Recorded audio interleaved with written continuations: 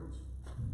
We had a little bit of a technical difficulty in the beginning, got just a few minutes late start, but we got that resolved and we're live, I'm assuming now.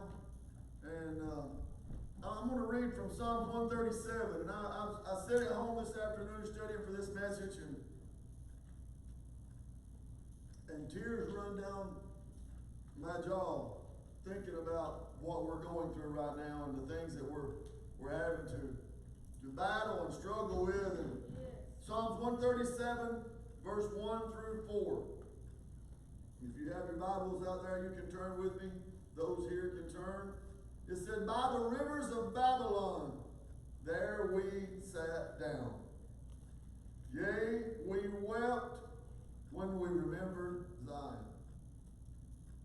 We hung our harps upon the willows in the midst thereof.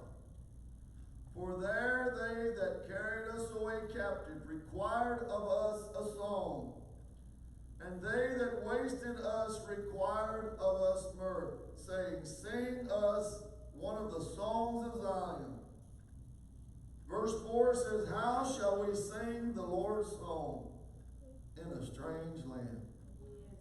I want you to go to the Lord in prayer with me where you are. Those here can go to the Lord in prayer with us. Father, we thank you for the opportunity to come out here and preach your word. And I thank you, God, for this message tonight.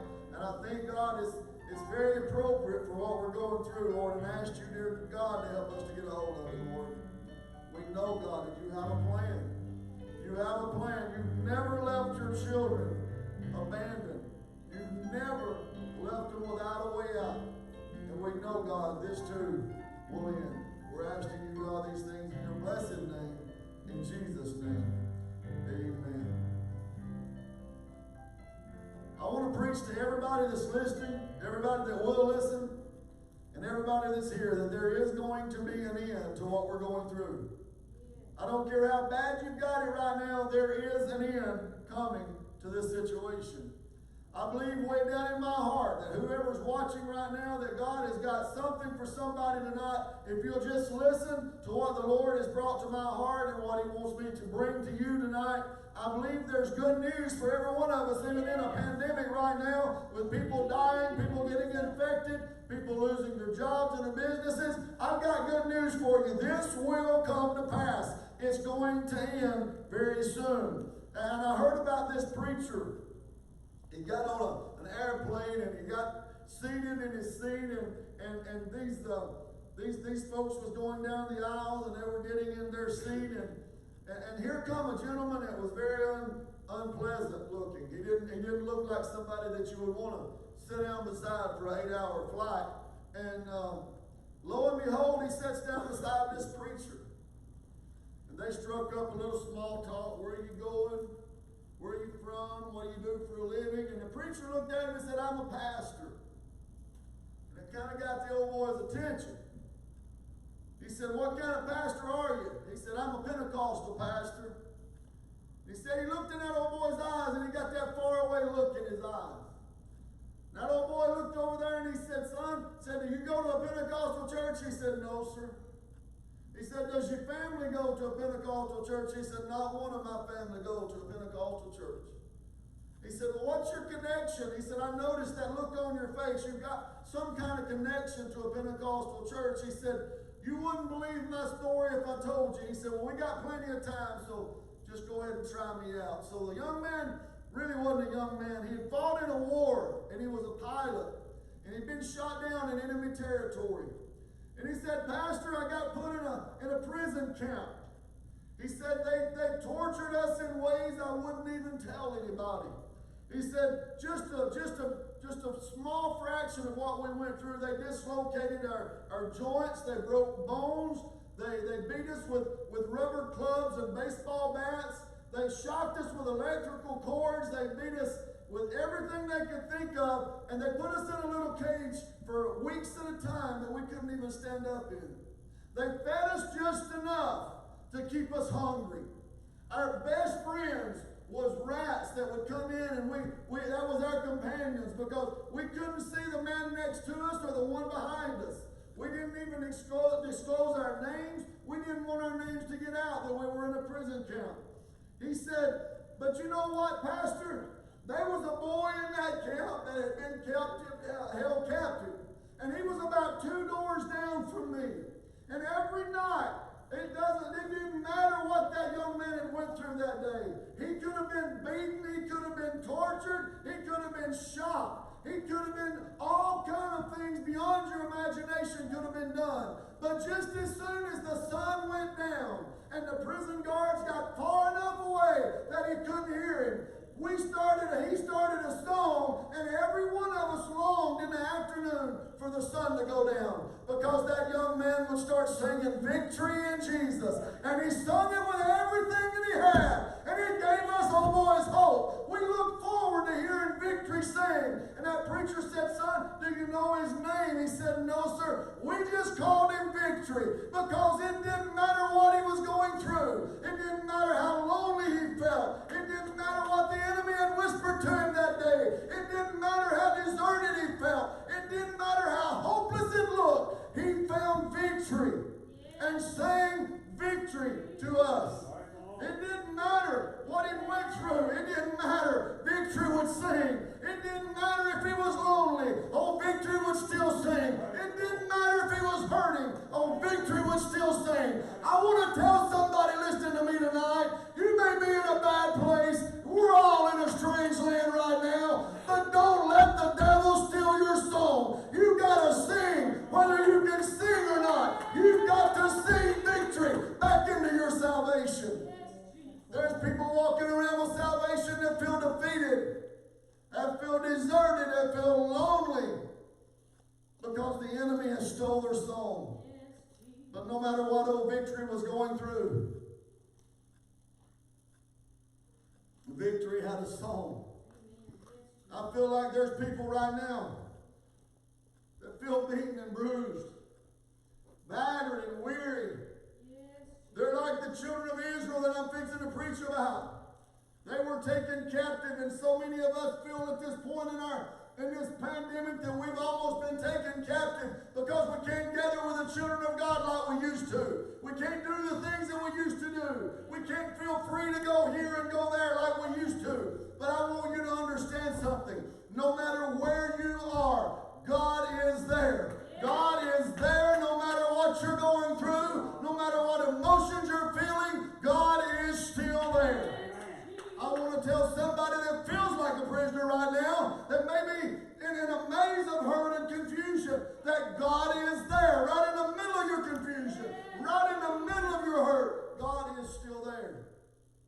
You may be surrounded by addiction all around you. God is there. You may be surrounded by anger, by hurt. All of these things, God is still there. You got to remember that your battle cannot define you. Your salvation is what defines you. What you're going through is not your identity. You've got to reach back and get your soul. Somebody needs to just scream at the devil right now. We scream at one another sometimes. It don't hurt us to scream at the devil. Get a little authority in your voice. Get a little boldness in your voice. And just tell the devil he's not getting your joy. It don't matter if you're all alone and never get to come back to the church. God is still there. And don't let the devil steal your joy. Amen. Scream at him. He's not getting your love. He's not getting your peace. Let him know that you and God are in charge of this thing. And God is there. I may have trouble on every side of me, but that don't mean I have to live in distress. I may be down and out, but my name's not despair tonight. I may be persecuted, but I'm not forsaken. I may be at the bottom of the bottom, but I'm never destroyed, because something inside of me is alive forevermore, and it will never die. I may not feel victorious right now, but it's not going to determine who I am. I'm going to understand tomorrow as a new day. I'm going to wake up with a new excitement. I'm going to wake up with a new zeal. I'm going to wake up expecting tomorrow to be better than today. I'm going to speak victory in my life. I'm going to lead my family in victory. I won't be defeated in my home. I won't let the enemy talk negative in my home. Tell me all the bad things in my home. I will have victory. You can't make me believe that God's going to lead his people out here to leave them. He was there before we got there. He'll be there when we leave. But he'll be there where we're going. He'll be right there. The Word of God tells me that my joy should run over. That my joy should be multiplied. My love should be multiplied. Even in the valley, I can still have joy. I may have sadness in my heart, but my spirit can still have joy. You're going to go through valleys. You're going to go through battles. We're all doing that right now. Every one of us are going through battles right now. David had victories in the battles, victories in his valleys. David walked up into a valley and he killed a man named Goliath, and nobody had ever even come close to kill him. David walked over and looked into a valley and saw his homes and his buildings burned down, and his families took away and held captive, and his men cried to the point they couldn't cry anymore. But David and his men found victory because they prayed, and they prayed until God said, pursue and recover all. You see, we're all in a strange land right now. But it don't mean you sit down. If the only worship you did was at the church house, you need to understand what worship is. Worship is a lifestyle. It's not an action. It's not an emotion. It's a walk with God. If the only praying you've done at the church house is, if the only praying you've done was at the church house, you need to be praying more anyway. It's time to not be depending on everybody else for your salvation to be good. God is your God. God is your salvation. And your salvation is your salvation. And we need to cherish it and love it and protect it and feed it to the point where we can always have victory.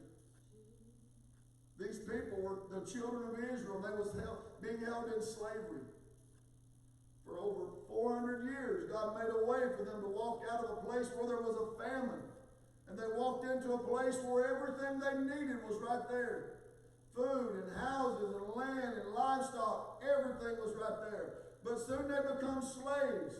And then God opened up another door and they walked out of that one. And then God walked up to the Red Sea and there's death in front of them and death behind them. And God said, put your rod out over the water and speak what I tell you to speak. And out of nowhere there was a wind come. And it held the waters back and they walked through on dry land. God will make a way. These folks got to a place where they wasn't familiar. And they got tired and they got defeated. They seen a third of their people starved to death. They seen a third of their families killed in war, and the other third was walking into captivity. They're living in a place they've never been before. And these people were tantalizing them, saying, sing us a song. All those songs that you sung over there when you was comfortable, when you got to go to the place you was comfortable, you was felt free to sing these songs. Sing us one of them songs. I wonder if any of these Babylonians was over there listening as they sung praises to the Lord. I want you to understand something right now. When things are going good, that's not what defines who you are. Who you are is defined when everything is going against you, but you still find joy and you still find victory in your salvation. That's what defines who you are. It's not because the preacher prays for you. It's not because they sing the song you want to sing. It's not because you get all this encouragement that you need from everybody else. It's knowing who you are in God and letting God feed you when nobody else is there. These folks didn't know how to do that. They was in a strange land. They said, how can we sing in a strange land? They had never been there. They felt defeated, beat down, and they was as low as they could get. So they sit down. I wonder how many in the last 6 weeks have sat down. They can't do what they're accustomed to doing. They don't know what really tomorrow holds. So they sit down. They sit down. They They decided they was going to quit. They hung their worshipers up. They used harps to sing praises to God. And they hung them up in the willow trees.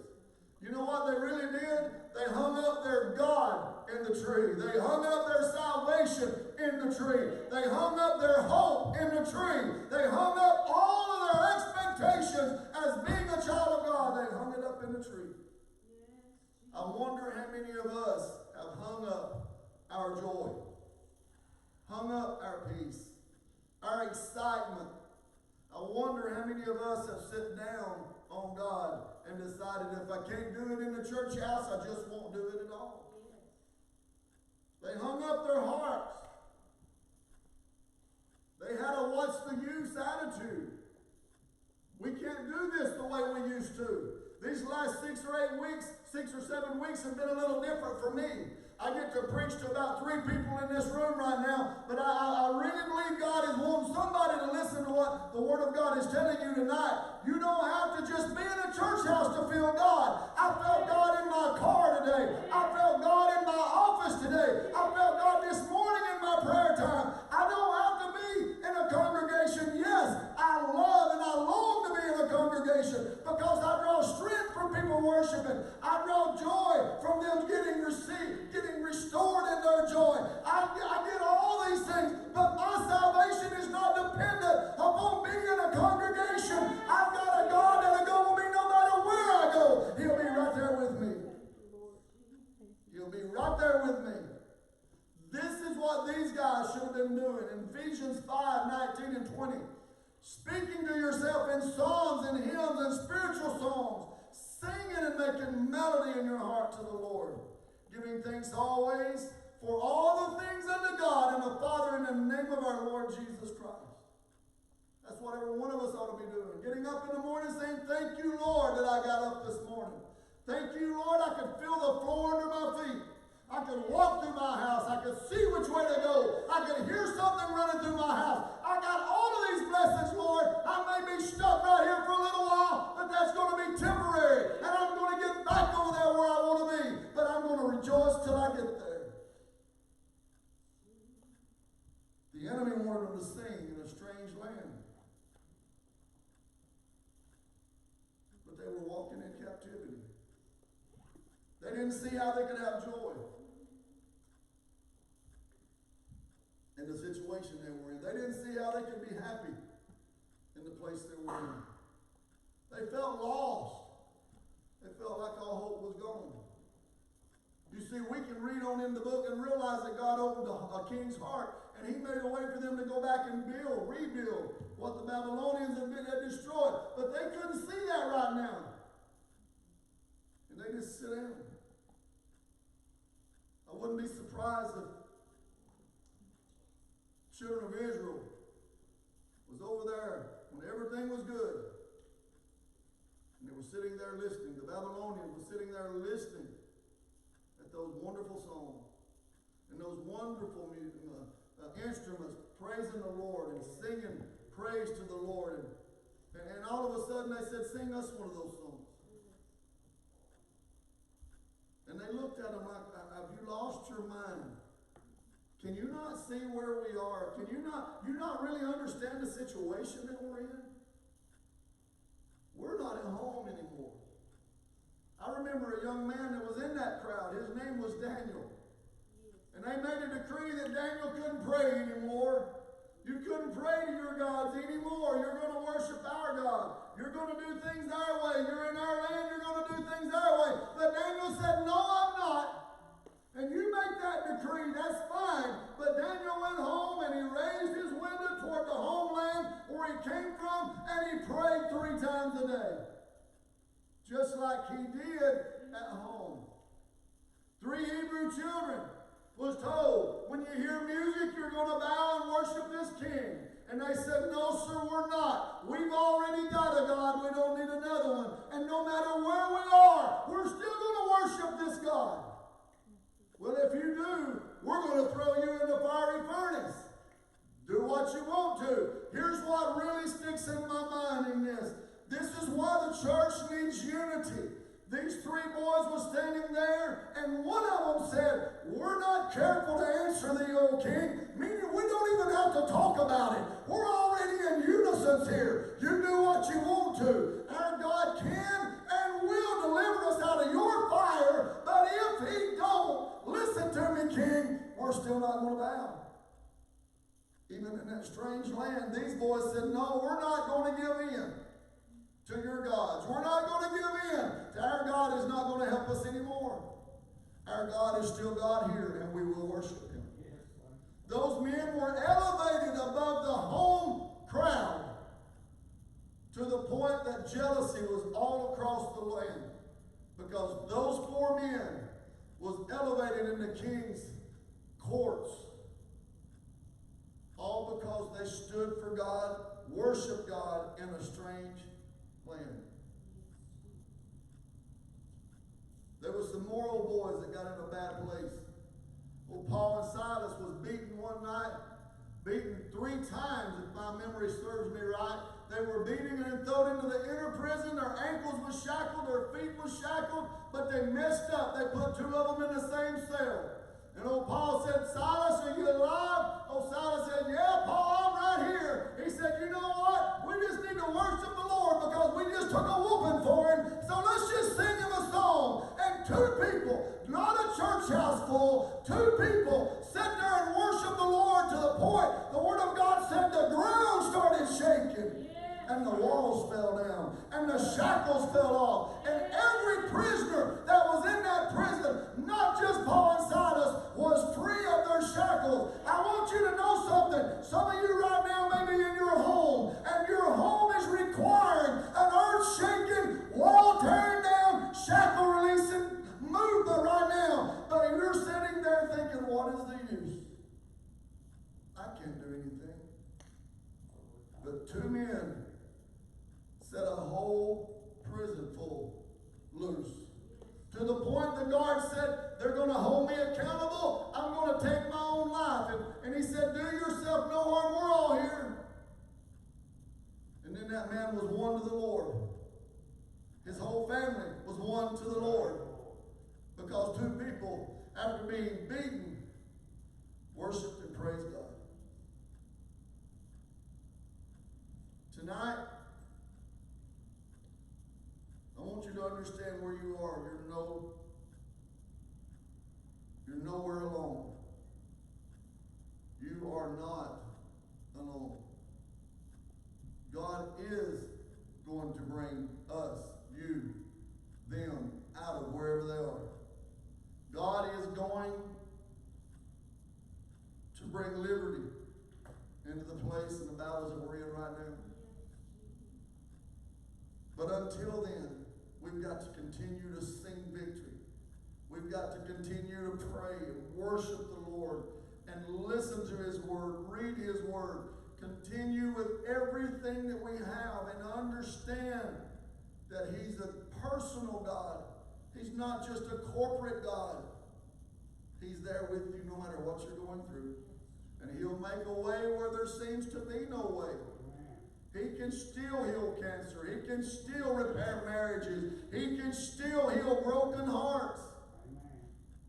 All of these things he can still do. For our singers to come back up.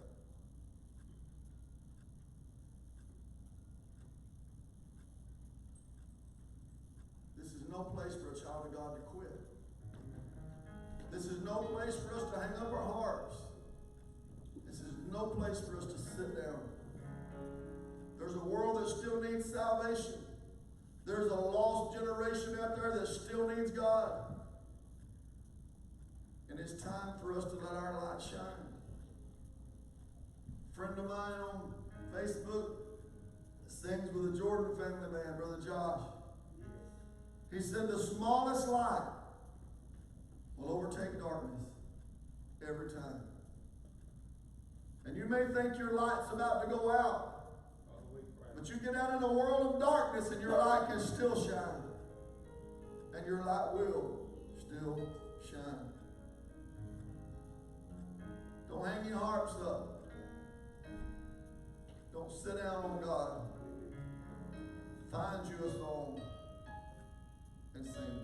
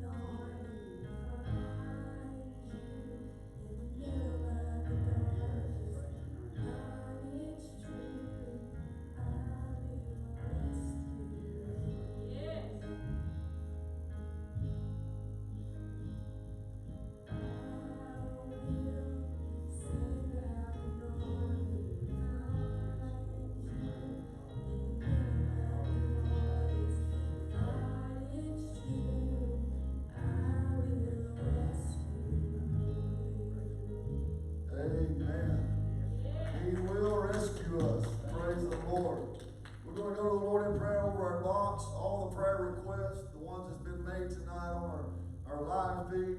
We want to remember all those. Remember our devotion tomorrow night at 6:30. We're going to be back for service at Sunday school at 10 on Sunday morning and service at 11. If you will, lift your hands this way. Father, we thank you for the church service tonight. Ask you, God, to bless each person and listen, Lord, each person that's battling and struggling, God. It feels like there's no hope. We pray, God, that you send hope. Let them find that song, Lord. That victory, Lord, is still there. We're asking you to touch each name, Lord, in this box, each name, each situation, no matter what it is. Each prayer request that's been made tonight, God, I pray you touch each one. I pray, God, that you touch Brother Wade that lost his grandfather last night, Lord. I pray, Father, that you look down on Brother Doug and Brother Justin and Sister Tammy's sister, Lord, and Sister Janine, Lord, and Brother Junior's mother, Father. There's so many needs that need to be touched, God, and we know you're able. All you've got to do is say the word, and we thank you, God, because you're an almighty God, and no matter where we are, you was there before we got there. We're asking you, God, to help us to encourage ourselves as David did in the Word of God, and we're asking you, Lord, to bless each one. We thank you tonight and ask you, Lord, these things in your blessed name. Amen. At this, Mercy Temple loves you.